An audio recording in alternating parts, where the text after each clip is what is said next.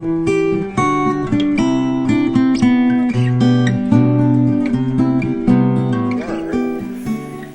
is a defining moment. You know what a defining moment is? A defining moment is when staying the same is no longer an option. Matthew 17, verse 1. Matthew 17, verse 1. Now after 6 days, Jesus took Peter, James, and John and his brothers and led them up on a high mountain by themselves. I love this so much. And he was transfigured before them. And his face shone like the sun, and his clothes became as white as the light. And behold, Moses and Elijah appeared to them, talking with him. Then Peter answered and said to Jesus, Lord, it is good for us to be here. If you wish, let us make 3 tabernacles, one for you, one for Moses, and one for Elijah. While he was still speaking, behold, a bright cloud overshadowed them. And suddenly a voice came out of the cloud saying, This is my beloved Son, in whom I'm well pleased. But notice, this is so deep. Please don't miss this. We're bringing everything to a close. When Jesus was in front of the people he loved, doing the thing he loved, his whole body language shifted. He was transfigured.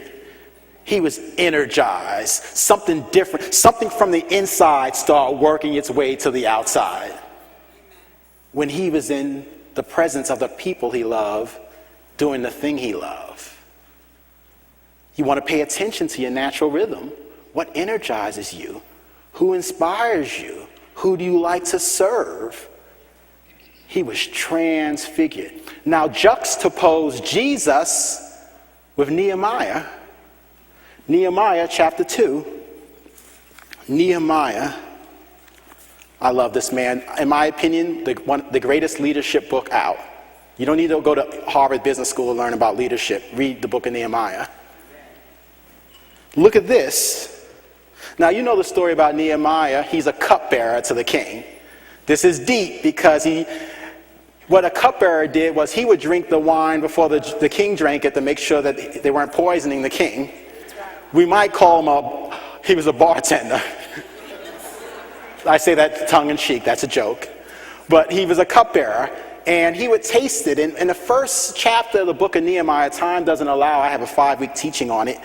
But in the first chapter, he finds out that the walls of Jerusalem had collapsed. And the people that he cared about were vulnerable. And he prays this powerful prayer to God, asking God to help him be part of the solution. It's deep because, don't have time to get into it, but he prays a prayer in kind of December, asking God for a window of opportunity to speak to the king, and the opportunity comes in March.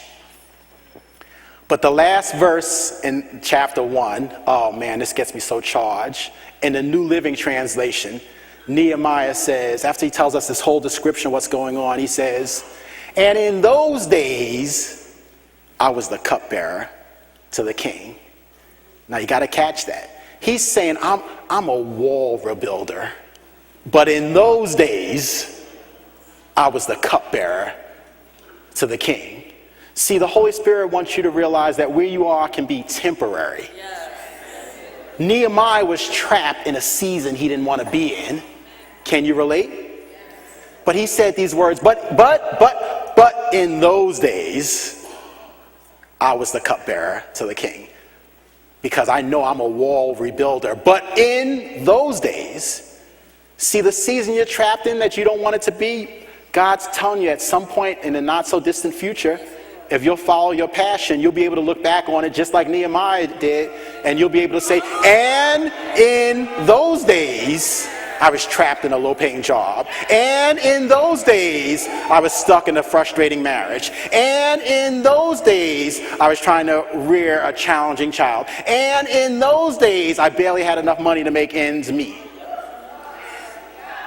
But in those days, I was the cupbearer to the king.